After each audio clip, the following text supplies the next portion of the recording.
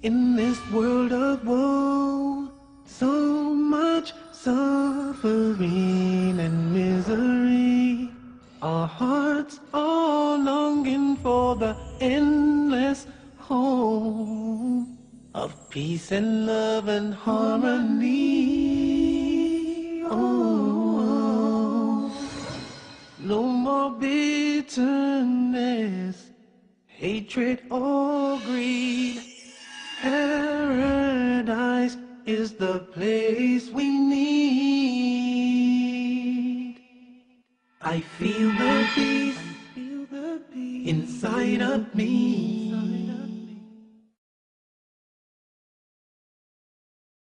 Greetings and peace. This is Dr. Lawrence Brown with another episode of Interfaith Issues, where we discuss the issues of common interest to the three Abrahamic religions of Judaism, Christianity, and Islam. Today, I'm going to be talking on the concept of original sin. The reason that this concept is of interest is because it is not unanimously accepted by the three monotheistic religions of Judaism, Christianity, and Islam. As a matter of fact, even though the concept of original sin is prevalent in Western Christianity, it is not even universally accepted among Christians. Now, when we look at the Abrahamic faiths, Judaism, Christianity, and Islam, we find that Judaism and Islam have no concept whatsoever of original sin. In fact, the Eastern Christian churches also do not follow this tenet of Trinitarian Christianity. The concept of original sin, I think everybody knows. The proposal is that Adam and Eve sinned when they disobeyed God's commandment not to eat of the fruit of the forbidden tree in paradise. When they ate of the forbidden tree, they became sinful, and that sin has persisted within their lineage, which means you and me, all of mankind, until this time. And it is, in effect, one of the critical elements of Christian faith, because Christian faith teaches us that we are born sinful, we have sin as an integral element of our being, and we can only achieve redemption through belief in Jesus Christ, because according to their tenets of faith, it was the atoning sacrifice of his death that paid for the sin, the original sin that afflicts all of us. Well, to begin with, I just want to first start with a common sense sort of observation. That observation is that if we look at a baby and just look at its face, look at its innocence, it's very hard for us to convince ourselves that this baby, if it dies, this baby's going to hell, and it's going to burn in hellfire forever because of original sin. But the fact of the matter is, I don't know anybody who has ever looked at a baby and said, oh, how evil.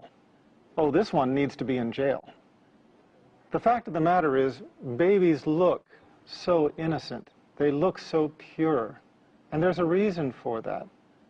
The reason for that is that according to Judaism, according to Eastern Christianity, according to Islam, there is no concept, or there is no validity to the concept of original sin. Now, let's back up a minute and just look at the whole concept of sin and compare between the two religions, Christianity and Islam. I would start by pointing out that Islam views the concept of sin very differently to begin with. In Islam, there is no such concept as sinning in the mind. If you conceive an evil deed in Christianity, Christianity tells us that's a sin. You thought a bad thing, that's a sin. In Islam, Islam looks at it very differently. In Islam, if you conceive of a bad thought, but you do not act upon it, it is not a sin. As a matter of fact, if you have a bad thought, but you do not act upon it, it actually becomes what? A good deed. Why does it become a good deed? Look, I'm going to ask all of us to step back for a moment and look at this from the point of view not of what we have been taught, not from the religion we have been raised upon, not from the teachings of our church, not from the spiritual guide that we follow, but simply from the level of common sense. Simply from the level of common sense, we have to, I feel we have to agree that mankind, both men and women, are more inclined to bad thoughts than they are to good thoughts. That is our nature. That is our existence. Think about it. If a man is walking down the street and he sees a beautiful woman, half naked, walking towards him, is his first thought to run to the closest house of worship and pay charity? Is his first thought to go and take care of some orphans? Is his first thought to go out and commit some act of beauty and righteousness? All you men out there, come on now, you know what I'm saying.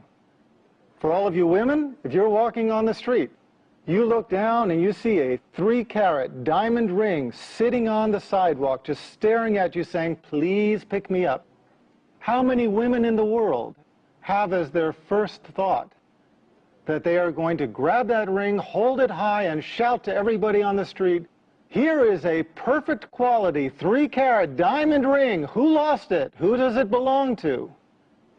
As opposed to our nature, which is, as much as we hate to admit it, our first thought is we want to take that and put it in our pocket. Now, the fact of the matter is our human existence is that we are more inclined to sinful thoughts than we are to good thoughts. It is the matter of mastering our sinful nature that is worthy of reward. So doesn't it make sense that we're going to have sinful thoughts? It's the way we are made. It is our constitution. The question then is, what do we do with those sinful thoughts? Do we act upon them? In which case, it goes from being a bad thought to actually an evil deed? Or do we act against the sinful thought? In which case, it becomes a good deed. In which case, we are rewarded for overcoming our base desires and doing the right thing, not the wrong thing. Now, in Christianity, we are taught, you have a bad thought, that's a sin. That's bad, that will count against you. Even if you don't do anything, you had the bad thought, that's going to count against you. In Islam, you have a bad thought, you don't do anything about it, you know what? It doesn't count against you. Why? Because you conquered it. You overcame it. Instead of submitting to the evil that arose within your consciousness, instead you overcame it, and that is deserving of reward. If you have a good thought, that's good also, and that is deserving of reward. But if you actually acted out as a good deed, in the mercy of our Creator, Allah rewards the good deed anywhere from 10 to 700 times the actual value of that good deed. Why? Because it's not so easy for us to do good deeds.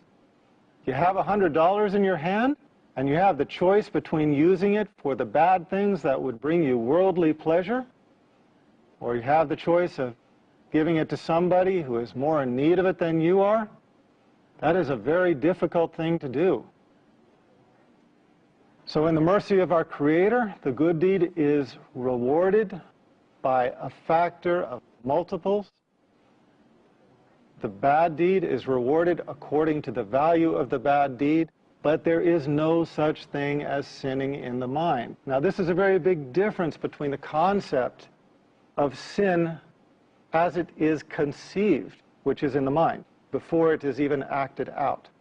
So, another point I think that we have to remember is that those individuals those communities and those societies which allowed themselves to be overrun by sin eventually decayed. And we see this time and time and time again. If you look at history, we can think of the Persians, we can think of the Romans, we can think of the Greeks, we can think of Sodom and Gomorrah, we can think of many, many cultures and societies and civilizations that were devoted to hedonism. They were devoted to chasing the pleasures of this life, the sinful pleasures of this life, and eventually the entire society fell into decay and was destroyed. Now, that's enough information for all of us to chew on for a few minutes, so let's take a break and we'll come back shortly. Welcome back to the concept of original sin. This concept does not exist in Islam. It only exists in Western Christianity, not in Eastern Christianity. And even then, a lot of people have difficulty with the subject for the reason that I mentioned. They look at a baby and they just cannot convince themselves that this baby is carrying the taint of any kind of sin. It looks too pure. So they have to ask themselves, where does this concept come from? If you are a Christian and you're told this teaching comes from Jesus Christ, be careful. That is not anything that Jesus Christ ever taught. Remember, again, Jesus Christ was an Orthodox Jew. This is why he is known as Rabbi Jesus. He taught Orthodox Jewish law. When Jesus was recorded as having said in Matthew 19:14, "Let the little children come to me and do not forbid them." Let the little children come to me and do not forbid them, for of such is the kingdom of heaven. What do you take from that message? If these children are carrying the taint of original sin, how can, quote, "for of such be the kingdom of heaven," when the church is telling us that of such is the domain of hellfire if they die unbaptized? Jesus Christ was teaching a very clear message that children have a purity that is conveyed in his words, "for of such is the kingdom of heaven." Do we find any other teachings that might reinforce that? The Old Testament, the book of laws, the book of Revelation that existed in the time of Jesus, the book that he followed as an Orthodox Jew, records in Ezekiel 18:20, records, quote, "The son shall not bear the guilt of the father. The son shall not bear the guilt of the father, nor the father bear the guilt of the son. The righteousness of the righteous shall be upon himself, and the wickedness of the wicked shall be upon himself. The wickedness of the wicked shall be upon himself." Where does that say the wickedness will be passed on down through the ages, through the generations, through the lineage? I missed it. As many times as I have read the Bible, I must have missed it. Because here I find Jesus Christ teaching of the purity of children. Here I find the Old Testament that Jesus Christ professed as the law of his time, teaching that the wickedness of the wicked will be upon themselves. Wait a minute. Did you miss it? Did I miss it? Where did this concept of original sin come from? And where is it going with this line of thought? Because what I am effectively suggesting is that there is no basis for the concept of original sin in the teachings of the one upon whom the Christian faith is based, in the teachings of the prophet, Jesus Christ. In fact, Jesus Christ, in his words, directly contradicts the concept of original sin. Now, if there's any doubt, the passage I read about the wickedness of the wicked being upon themselves is repeated in Deuteronomy 24:16. It is an unequivocal point. It is not a slip of the pen. Now, those Christians who want to argue the point, those Christians who want to make it go away, who want to dismiss what I am saying, What do they say? They say, well, that's Old Testament. Ezekiel, Deuteronomy, that's Old Testament. We're Christians, we follow New Testament. What's the problem with that argument? The problem with that argument is that, yeah, it's Old Testament, but you know what? It's not older than Adam, okay? If original sin had afflicted mankind since the time of Adam, no prophet of any age would ever have taught that the wickedness of the wicked is upon themselves. Any prophet of any age would have taught the concept of original sin. But you know what? Nobody did. So if we are going to look for how we resolve this problem, we have to look not at the religion that is thrown into controversy, that is thrown into self-contradiction over the issue. No. We have to look at the continuity in the chain of revelation. We have to look at the fact that the Old Testament predicted 3 prophets to come. We know that. The Jewish scholars know that. And we know it from the New Testament, because when the Jews sent their Levites and their priests to interrogate John the Baptist on who he was, what did they ask him? They asked him, "Who are you? Are you Elijah?" He said, "No." "Are you the Christ?" He said, "No." "Are you that prophet?" He said, "No." It was not good enough to say it one time. They repeated and they asked, "If you are not Elijah, if you are not the Christ, if you are not that prophet, who are you?" They were clearly speaking of 3 prophets to follow. Now, despite John the Baptist's denial, I think it's very reasonable to conclude that the first 2 of the 3 predicted prophets were John the Baptist and Jesus Christ. But you know, you've got 3, you take away 2, what does that leave you? That leaves you 1 to come.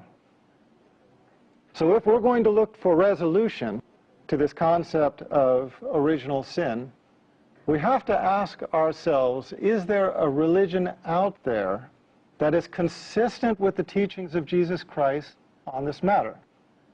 A religion which might represent the teachings of the 3rd final predicted prophet? I would suggest that yes. Islam has no concept of original sin. In the religion of Islam, each person is accountable for their own actions. A person bears their own sins from birth? No. Because again, that would not make sense, that would not be godly.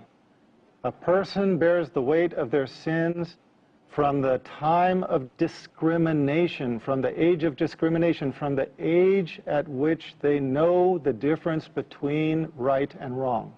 That's what makes sense. That is what makes sense. And that is what a person is held accountable for in the religion of Islam. According to the Holy Quran, quote, "Man can have nothing but what he strives for." That is Surah 53, Ayat 38.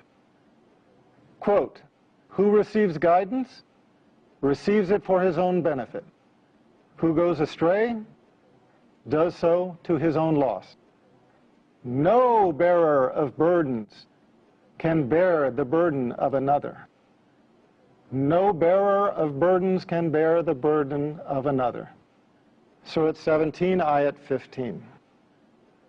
Each person bears responsibility for his or her own actions, and nobody goes to hell because they bear original sin as a birthright.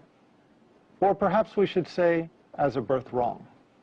Now, I would like to conclude this talk by going back to the important point that I made, the point that a lot of people in the audience have heard and said to themselves, wait a minute, where did he get that? And that is the point of the 3 predicted prophets to follow.